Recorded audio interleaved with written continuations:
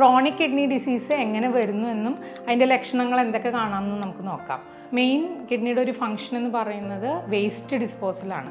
അപ്പം ഈ കല്ല് ഫോം ചെയ്താലുള്ള ഒരു കോംപ്ലിക്കേഷൻ എന്താണെന്ന് പറഞ്ഞു കഴിഞ്ഞാൽ ഈസി ആയിട്ട് നമുക്ക് മനസ്സിലാക്കാൻ പറ്റും ഒരു വ്യക്തിക്ക് കിഡ്നി സ്റ്റോൺ ഉണ്ടോ അല്ലെങ്കിൽ കിഡ്നി ഡിസീസ് ഉണ്ടോ എന്നുള്ളത് നമുക്ക് മനസ്സിലാക്കാം.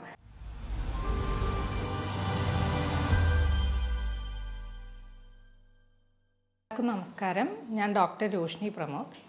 ഞാൻ പ്രഡിക്റ്റീവ് ഹോമിയോപ്പതി കൊച്ചിയിലെ സീനിയർ കൺസൾട്ടൻ്റ് ആണ്. ഇന്ന് ഞാൻ നിങ്ങളോട് സംസാരിക്കാൻ പോകുന്നത് ക്രോണിക് കിഡ്നി ഡിസീസിനെ കുറിച്ചാണ്. ക്രോണിക് കിഡ്നി ഡിസീസ് എന്താണെന്ന് മനസ്സിലാക്കണമെങ്കിൽ ആദ്യം നമുക്ക് കിഡ്നിയുടെ ഫങ്ഷൻസ് എന്തൊക്കെയാണെന്ന് നോക്കാം. അതായത് മെയിൻ കിഡ്നിയുടെ ഒരു ഫങ്ഷൻ എന്ന് പറയുന്നത് വേസ്റ്റ് ഡിസ്പോസലാണ്. അതായത് നമ്മളുടെ ശരീരത്തിലുള്ള എക്സസീവായിട്ടുള്ള മാലിന്യങ്ങളൊക്കെ അത് റിമൂവ് ചെയ്യുന്നു. അതോടൊപ്പം എക്സസ് വാട്ടർ റിമൂവ് ചെയ്യുന്നു. ഇത് മേജർ ഫങ്ഷൻ ആണെങ്കിൽ പോലും ഇത് കൂടാണ്ട് മറ്റ് ഫങ്ഷൻസും നമുക്ക് കാണാം. അതായത് ഉദാഹരണം പറയുകയാണെങ്കിൽ ഇപ്പം പ്രഷർ മെയിൻറ്റെയിൻ ചെയ്യുക, BP മെയിൻറ്റെയിൻ ചെയ്യുന്നതിന് ഒരു വലിയൊരു പങ്ക് വഹിക്കുന്നത് നമ്മളുടെ കിഡ്നിയാണ്. അതേപോലെ നമ്മളുടെ കിഡ്നി ചില ഹോർമോൺസൊക്കെ സെക്രീറ്റ് ചെയ്യും. അതായത് വൈറ്റമിൻ D നമ്മളുടെ എല്ലിന് ഏറ്റവും ആവശ്യമായിട്ടുള്ള ഒരു ഹോർമോണാണ്. അപ്പം അതിൻ്റെയൊക്കെ അളവ് നിയന്ത്രിക്കാൻ കിഡ്നി സഹായിക്കുന്നു. അതേപോലെ എർത്രോപോയിറ്റിൻ എന്ന് പറഞ്ഞ ഹോർമോൺസ് റിലീസ് ചെയ്യുന്നത്, അതാണ് ഹീമോഗ്ലോബിൻ്റെ അളവിനെയൊക്കെ നിയന്ത്രിക്കുന്നത്. അതും കിഡ്നിയുടെ ഫങ്ഷനാണ്. അതുകൂടാതെ മറ്റ് ലവണങ്ങളൊക്കെ ഉണ്ട്. അതായത് പൊട്ടാസ്യം, സോഡിയം, ഇങ്ങനെയുള്ള ലവണങ്ങളുടെ അളവൊക്കെ വേണ്ട രീതിയിൽ മെയിൻറ്റെയിൻ ചെയ്യുന്ന ഫങ്ഷൻ നമ്മളുടെ കിഡ്നിയാണ് ചെയ്യുന്നത്. അപ്പോൾ ഇതിലെല്ലാം കറക്റ്റായിട്ട് മെയിൻറ്റെയിൻ ചെയ്യണമെങ്കിൽ ഒരു ഹെൽത്തി കിഡ്നി നമുക്ക് വേണം. ഇനി ക്രോണിക് കിഡ്നി ഡിസീസ് എങ്ങനെ വരുന്നു എന്നും അതിൻ്റെ ലക്ഷണങ്ങൾ എന്തൊക്കെ കാണാമെന്നും നമുക്ക് നോക്കാം. അതായത് ഒരു വ്യക്തിയുടെ കിഡ്നി 100% ഫങ്ഷനിങ് ആണ് എങ്കിൽ അയാൾ നല്ല ഹെൽത്തി ആയിരിക്കും. എന്നാൽ ഈവൻ അതിൻ്റെ 50% എങ്കിലും കിഡ്നി വർക്കിംഗ് ആണെങ്കിൽ വലിയ സിംറ്റംസ് ഒന്നും ഇല്ലാണ്ട് മാനേജ് ചെയ്തു പോകാൻ ആ വ്യക്തിക്ക് കഴിയും. അപ്പോൾ എന്തെങ്കിലും ഒരു കംപ്ലൈൻറ്റ് വരുമ്പോൾ നമ്മൾ മിക്കവാറും അറിയുന്നത് ഒരു ലേറ്റ് സ്റ്റേജിലായിരിക്കും. നമ്മൾ ശ്രദ്ധിച്ചില്ലെങ്കിൽ ചെറിയ ചെറിയ ലക്ഷണങ്ങളൊക്കെ നമ്മൾ ഇഗ്നോർ ചെയ്ത് പോയി കഴിഞ്ഞാൽ അത് വലിയൊരു കണ്ടീഷനായി കഴിയുമ്പോഴായിരിക്കും അറിയുന്നത്. അതായത് ഒരുപാട് കാരണങ്ങൾ കൊണ്ട് നമുക്ക് ഈ ക്രോണിക് കിഡ്നി ഡിസീസ് ഉണ്ടാവും. അതിൽ ഒരു ഉദാഹരണം പറയുകയാണെങ്കിൽ ഇപ്പം പ്രഷറിന് ഒരുപാട് വർഷങ്ങളായിട്ട് മരുന്ന് കഴിക്കുന്ന ആൾക്കാരിൽ പിന്നീട് കിഡ്നി ഡിസീസ് ഉണ്ടാവാനുള്ള സാധ്യതയുണ്ട്. അതെങ്ങനെ വരുന്നു എന്ന് നമുക്ക് നോക്കാം. അതായത് നമ്മളുടെ ശരീരത്തിൽ ബ്ലഡ് വെസൽസ് വഴിയാണ് ബ്ലഡ് ക്യാരി ചെയ്ത് ഓരോ ഓർഗൻസിലും എത്തുന്നത്. അതിൻ്റെ ഫങ്ഷൻ എന്താണെന്ന് പറഞ്ഞു കഴിഞ്ഞാൽ ഈ ഓക്സിജൻ ക്യാരി ചെയ്യലാണ് നമ്മുടെ ബ്ലഡിൻ്റെ ലക്ഷ്യം. അപ്പോൾ ഈ ഓക്സിജൻ ക്യാരി ചെയ്ത് ഓരോ ഓർഗൻസിൽ എത്തുമ്പോഴാണ് ആ ഓർഗനിന് പ്രവർത്തിക്കാനുള്ള എനർജി കിട്ടുന്നത്. അപ്പോൾ ഏതെങ്കിലും കാരണവശാൽ ഒരു സ്ഥലത്തോട്ടുള്ള രക്തത്തിൻ്റെ അളവ് കുറഞ്ഞാൽ ആ ഭാഗത്ത് എത്തുന്ന ഓക്സിജൻ്റെ അളവും കുറയും. അപ്പോൾ എന്ത് സംഭവിക്കും എന്ന് പറഞ്ഞു കഴിഞ്ഞാൽ ഓട്ടോമാറ്റിക്കലി നമ്മളുടെ ശരീരം ആ ഓർഗനിൽ കൂടുതൽ ബ്ലഡ് എത്തിക്കാൻ ശ്രമിക്കും. അതുവഴി നമ്മളുടെ പ്രഷർ കൂടുന്നു. അപ്പം ഉദാഹരണത്തിന് ഇപ്പം കിഡ്നിയിലുള്ള ബ്ലഡിൻ്റെ ഫ്ലോ കുറഞ്ഞു, അവിടെ എത്തുന്ന ഓക്സിജൻ്റെ അളവ് കുറഞ്ഞു കഴിഞ്ഞാൽ ഓട്ടോമാറ്റിക്കലി നമ്മളുടെ ശരീരം പ്രഷർ കൂട്ടി, അതായത് BP കൂട്ടി ആ ഭാഗത്തോട്ടുള്ള ബ്ലഡ് സപ്ലൈ കൂട്ടാൻ വേണ്ടി ശ്രമിക്കും. എന്നാൽ നമ്മൾ ഈ മെഡിസിൻ എടുക്കുമ്പോൾ എന്ത് സംഭവിക്കുന്നു എന്ന് പറഞ്ഞു കഴിഞ്ഞാൽ ഓട്ടോമാറ്റിക്കലി അവിടെ പ്രഷർ കുറയുന്നു. നമ്മൾ പ്രഷർ കുറയ്ക്കാൻ വേണ്ടി മരുന്നെടുക്കുമ്പോൾ അപ്പം പ്രഷർ കുറഞ്ഞു കഴിഞ്ഞാൽ ആ സ്ഥലത്തോട്ട് എത്തുന്ന ബ്ലഡിൻ്റെ അളവ് കുറയും. ബ്ലഡിൻ്റെ അളവ് കുറഞ്ഞു കഴിഞ്ഞാൽ എന്ത് സംഭവിക്കും? ആ സ്ഥലത്തുള്ള ഓർഗൻ്റെ ഫങ്ഷൻ കുറയുന്നു. അപ്പോൾ കിഡ്നി ഫങ്ഷൻ കുറയുന്നു. അത് പിന്നീട് ക്രോണിക് കിഡ്നി ഡിസീസിലോട്ട് പോകും. അതേപോലെ മറ്റൊരു കാരണമാണ് ഒരുപാട് നമ്മൾ മെഡിക്കേഷൻസ് എടുക്കുന്നത്. ഒരുപാട് മെഡിസിൻസ് ഒക്കെ എടുത്തു കഴിയുമ്പോൾ ആ മെഡിസിൻസിന് കോംപ്ലിക്കേഷൻസ് ഉണ്ടാവാം, സൈഡ് എഫക്റ്റ് ഉണ്ടാവാം. പിന്നെ മറ്റൊരു പ്രവണത കാണുന്നത് എന്താണെന്ന് വെച്ച് കഴിഞ്ഞാൽ ഇപ്പോൾ പ്രഷറിന് നമ്മൾ ഒരുപാട് വർഷമായിട്ട് മരുന്നെടുക്കുകയാണ്. ഓട്ടോമാറ്റിക്കലി നമ്മളുടെ ശരീരത്തിൻ്റെ ടെൻഡൻസി എന്താണെന്ന് പറഞ്ഞു കഴിഞ്ഞാൽ ആ ഫങ്ഷൻ എന്തിനു വേണ്ടിയാണോ ആ പ്രഷർ കൂട്ടിയത് അതനുസരിച്ച് വീണ്ടും ആ പ്രഷർ കുറയ്ക്കാൻ നമ്മൾ മെഡിസിൻ കൊടുത്ത് പ്രഷർ കുറയ്ക്കുന്നു. എന്നാൽ നമ്മളുടെ കിഡ്നി നമ്മളുടെ ശരീരം എന്ത് ചെയ്യും എന്ന് വെച്ച് കഴിഞ്ഞാൽ ഓട്ടോമാറ്റിക്കലി ഈ പ്രഷർ കൂടുതൽ കൂട്ടാൻ വേണ്ടി ശ്രമിക്കും. അപ്പോൾ നമ്മൾ വീണ്ടും മെഡിസിൻ്റെ ഡോസേജ് കൂട്ടി കൊണ്ടുവരേണ്ടി വരും. അപ്പോൾ ഈ രീതിയിൽ മെഡിസിൻ്റെ സൈഡ് എഫക്റ്റും അതോടൊപ്പം തന്നെ ഡോസേജും എല്ലാം കൂട്ടി വരുമ്പം ഭാവിയിൽ കിഡ്നിയുടെ ഫങ്ഷൻ തകരാറിലാവാൻ സാധ്യതയുണ്ട്. ഇതാണ് ഒരു റീസൺ. പിന്നെ മറ്റൊരു കാരണം എന്ന് പറയുന്നത് ഡയബറ്റിക് പേഷ്യൻസ് ഒരുപാട് കാലം മെഡിസിൻ എടുത്തു കഴിയുമ്പം അതും ക്രോണിക് കിഡ്നി ഡിസീസിന് ഒരു കാരണമാണ്.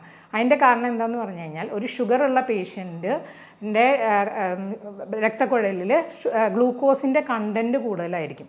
അതായത് അവൻ ബ്ലഡ് വെസൽസിലൂടെയാണല്ലോ ഈ രക്തം പാസ് ചെയ്യുന്നത്. അപ്പം ഈ ഗ്ലൂക്കോസ് ഈ കുഴലിൻ്റെ സൈഡിൽ വന്ന് പറ്റിപ്പിടിച്ച് നിൽക്കും.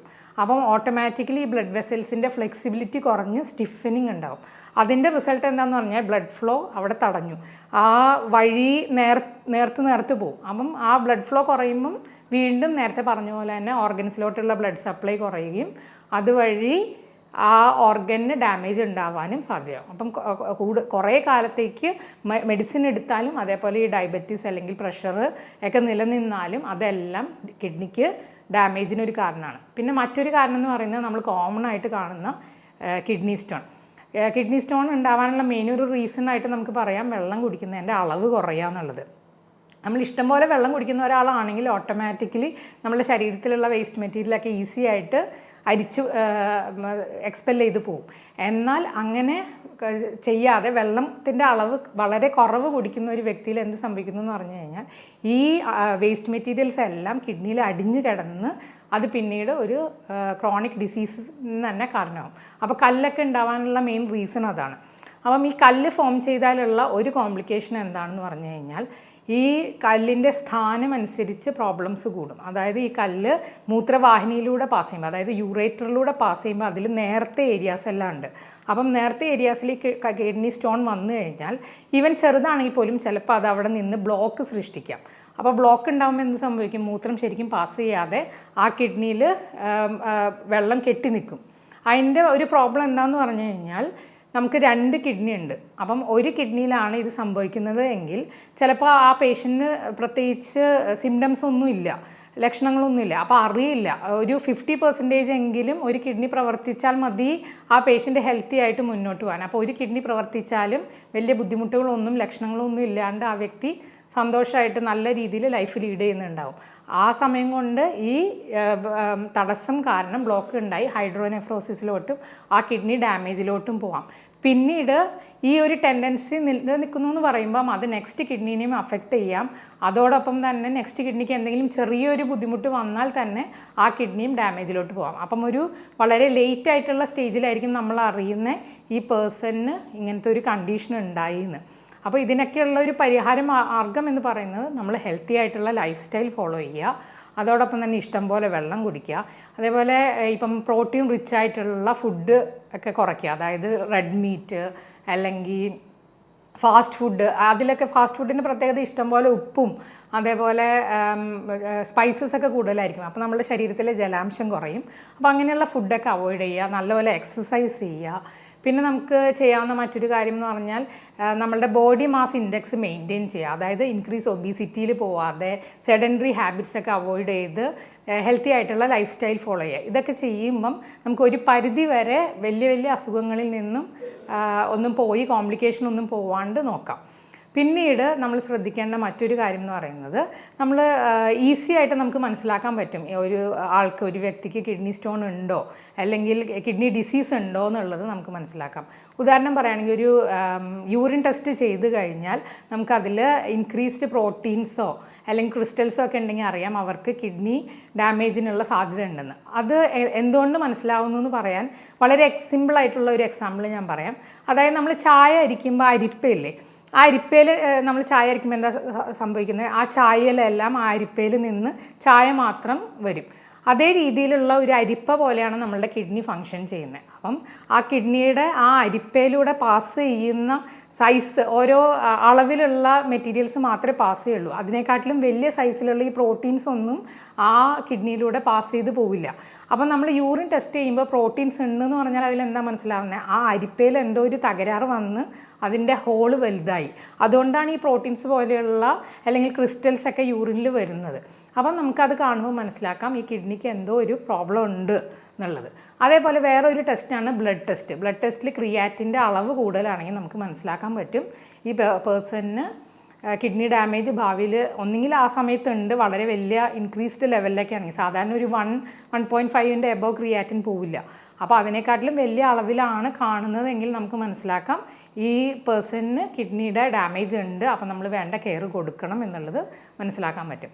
ഇങ്ങനെയൊക്കെ കാര്യങ്ങൾ മനസ്സിലായി കഴിഞ്ഞാൽ നമുക്ക് ചെയ്യാവുന്നത് അവർക്ക് കൊടുക്കേണ്ട ട്രീറ്റ്മെൻറ്റാണ്. ട്രീറ്റ്മെൻറ്റിൻ്റെ കാര്യം പറയുമ്പോൾ ഏറ്റവും എഫക്റ്റീവ് ആയിട്ടുള്ള ട്രീറ്റ്മെൻറ്റാണ് ഹോമിയോപ്പതിക്ക് കൊടുക്കാനുള്ളത്. വളരെയധികം നല്ല റിസൾട്ട് കിട്ടുന്നതാണ് ഹോമിയോപ്പതി ട്രീറ്റ്മെൻറ്റ്. ഹോമിയോപ്പതി ട്രീറ്റ്മെൻറ്റിൽ നമ്മൾ ജസ്റ്റ് ഡിസീസോ അല്ലെങ്കിൽ റിസൾട്ടിനെ ബേസ് ചെയ്തിട്ടല്ല ട്രീറ്റ് ചെയ്യുന്നത്. അവിടെ നമ്മളൊരു ജനതിക ഘടന ബേസ് ചെയ്തിട്ട് കോൺസ്റ്റിറ്റ്യൂഷണൽ ട്രീറ്റ്മെൻറ്റാണ് കൊടുക്കുന്നത്. അതിൻ്റെ പ്രത്യേകത എന്താണെന്ന് പറഞ്ഞു കഴിഞ്ഞാൽ, നമ്മളിപ്പം പല അസുഖങ്ങൾക്കും കാരണങ്ങൾ പറയുമ്പോൾ നമ്മൾ പറയും അൺനോൺ കോസസ് കാരണമാണ്, അല്ലെങ്കിൽ എന്താ റീസൺ എന്നറിയില്ല എന്ന്. അപ്പം അതിനൊക്കെ നമ്മൾ ഡെയിലി ഇപ്പോൾ ഒരുപാട് സ്ട്രെസ്സിലൂടെയാണ് ലൈഫ് നീങ്ങുന്നത്. അപ്പോൾ ഓരോ സ്ട്രെസ്സസും ഓരോ ഡിസീസിന് കാരണമാകാം. അപ്പോൾ ഒരു ഉദാഹരണം പറയുകയാണെങ്കിൽ, ഇപ്പം ഒരു ലാൻഡിൻ്റെ എന്തെങ്കിലും പ്രോബ്ലം, തടസ്സം, അല്ലെങ്കിൽ ഒരു പ്രോപ്പർട്ടിയുടെ ഇഷ്യൂയിലൂടെ പോകുന്ന ഒരാൾക്ക് ആ സ്ട്രെസ്സിലൂടെ പാസ് ചെയ്തിട്ടുണ്ടാകും, ആ പ്രോപ്പർട്ടി കിട്ടിയില്ല ഒക്കെ. അങ്ങനെ വരുമ്പോൾ ആ സ്ട്രെസ്സിലൂടെ പാസ് ചെയ്ത ഒരാൾക്ക് ആ കംപ്ലയിൻറ്റ്, ഇതേപോലെ ഡിസീസ് കണ്ടീഷൻ ഉണ്ടാകും. അപ്പോൾ ഇതേപോലെയുള്ള കാരണങ്ങൾ എന്തെങ്കിലും ഉണ്ടോ എന്ന് മനസ്സിലാക്കി അതിനെയും എല്ലാം കൺസിഡർ ചെയ്ത് നമ്മൾ ആ പേഴ്സൻ്റെ, അതായത് നമ്മുടെ അടുത്ത് ട്രീറ്റ്മെൻറ്റ് വരുന്ന ആ വ്യക്തിയുടെ ജനറൽ നേച്ചർ, ഇൻ്റലക്റ്റ്, അവരുടെ മോറൽ, അവരുടെ ഫിസിക്കൽ സ്റ്റാച്ചർ, ഇങ്ങനെയുള്ള ഓരോ കാര്യങ്ങളും, each and everything, disease symptoms മാത്രമല്ല അവരുടെ പേഴ്സണലായിട്ടുള്ള ഓരോ ലൈഫ് സിറ്റുവേഷനും, അങ്ങനെ എല്ലാ കാര്യങ്ങളും കൺസിഡർ ചെയ്ത് അതിന് ഏറ്റവും അനുയോജ്യമായിട്ടുള്ള ഒരു മെഡിസിൻ ആയിരിക്കും നമ്മൾ കൊടുക്കുക. അങ്ങനെ കൊടുക്കുമ്പോൾ ഏറ്റവും ഹെൽത്തി ആയിട്ടുള്ള ഒരു ഇൻഡിവിജ്വലിനെ നമുക്ക് വളർത്തിക്കൊണ്ടുവരാൻ സാധിക്കും. അതായത് ഒരു ഹെൽത്തി ആയിട്ട് ഒരാൾ ജീവിക്കുകയാണെങ്കിലാണ് ആ ലൈഫ് നമുക്ക് ഇതിൻ്റെ ഫുൾ ഫോം ആസ്വദിക്കാൻ കഴിയുള്ളൂ.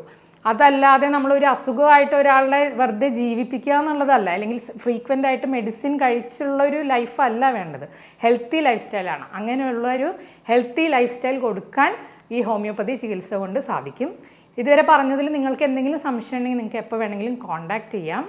അതുപോലെ ഒരു കാര്യം ഇതിൽ എക്സ്ട്രാ പറയാനുള്ളതെന്ന് പറഞ്ഞാൽ, സാധാരണ നമുക്കിത് എങ്ങനെ തിരിച്ചറിയാം എന്നുള്ളതാണ്. അതായത് സാധാരണ പേഷ്യൻസ് ഇപ്പം കൂടുതലും സിംറ്റംസ് ഒന്നും അറിയില്ല എന്ന് പറഞ്ഞല്ലോ. അപ്പം നമുക്ക് എങ്ങനെ തിരിച്ചറിയാമെന്ന് പറഞ്ഞു കഴിഞ്ഞാൽ, സാധാരണ നമുക്ക് ചെറിയ ചെറിയ ലക്ഷണങ്ങളായിരിക്കും ഉണ്ടാവുക. വിശപ്പില്ലായ്മ, അമിതമായ ക്ഷീണം, അല്ലെങ്കിൽ രാവിലെ എഴുന്നേൽക്കുമ്പോൾ കണ്ണിൻ്റെ ചുറ്റും നീരോ അല്ലെങ്കിൽ കാലിൽ നീര്, അതുപോലെ നമുക്ക് പിന്നെ കാണാവുന്നത് ഛർദിൽ, ഇതുപോലെയുള്ള ലക്ഷണങ്ങൾ. കാലിലെ നീരൊക്കെ കുറേ കാലം നിൽക്കുമ്പോൾ നമ്മൾ ഈ യൂറിക് ആസിഡ്, ക്രിയാറ്റിനൊക്കെ ഒന്ന് ടെസ്റ്റ് ചെയ്ത് കഴിഞ്ഞാൽ നമുക്കറിയാൻ പറ്റും എന്തെങ്കിലും ബുദ്ധിമുട്ടുണ്ടോ എന്നുള്ളത്. അപ്പോൾ ഈ ലക്ഷണങ്ങളെല്ലാം നോക്കി, അങ്ങനത്തെ എന്തെങ്കിലും ചെറിയ നിസ്സാര ലക്ഷണങ്ങളല്ലേ എന്ന് വിചാരിച്ച് അവോയ്ഡ് ചെയ്യാതെ അതിന് വേണ്ട കെയർ നമ്മൾ കൊടുത്താൽ നമുക്കൊരു പരിധി വരെ മിക്ക അസുഖങ്ങളുടെയും കോംപ്ലിക്കേഷനൊന്നും പോവാതെയും ഒരു അസുഖവും വരാതെയും ഒക്കെ നോക്കാം. അപ്പോൾ ഏറ്റവും ബെറ്റർ എന്ന് പറയുന്നത് പ്രിവെൻഷനാണ്. അതിൽ ശ്രദ്ധിക്കുക, എന്നിട്ട് നല്ലൊരു ഹെൽത്ത് നമ്മൾ മെയിൻറ്റെയിൻ ചെയ്യുക. ഇനി ഏതെങ്കിലും കാരണവശാൽ അസുഖം വന്നാൽ തന്നെ എത്രയും പെട്ടെന്ന് നല്ലൊരു ഹോമിയോപ്പതി ട്രീറ്റ്മെൻറ്റ് എടുത്തു കഴിഞ്ഞാൽ നമുക്ക് നല്ലൊരു ആരോഗ്യപരമായ ജീവിതം മുന്നോട്ട് നേരിടാം. എല്ലാവർക്കും നന്ദി, നമസ്കാരം.